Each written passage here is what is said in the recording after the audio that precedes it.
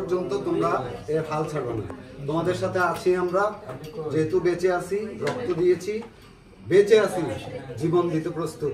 শুধু আমি একা না, এই আপামর বাংলাদেশের সকল জনগণ বেঁচে আছে, অতটুকুর জন্য আবার যুদ্ধে নামবো, দেশের সার্বভৌমত্ব কোথাও বিসর্জন দিতে দেব না। ভাই চোখ দেওয়া বাকি, চোখ দিছি, জীবন দেওয়া কিন্তু এখনো বাকি আছে।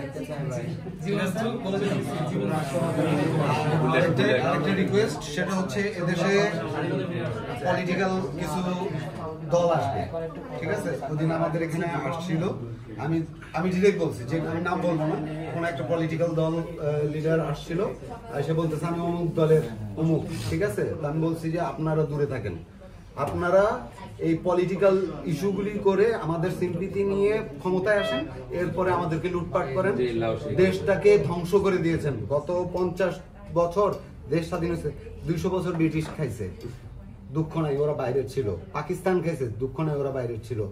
আপনার স্বাধীনতার স্বাধীন দেশ, এই দেশের মধ্যে আপনারা নিজের দেশের লোকের রক্ত খাইছেন, কেউ এইভাবে খাইনি, ঠিক আছে? তো আমরা এটা হ্যাঁ, এটা আমাদের, আমরা একসাথে হ্যাঁ, ঠিক আছে।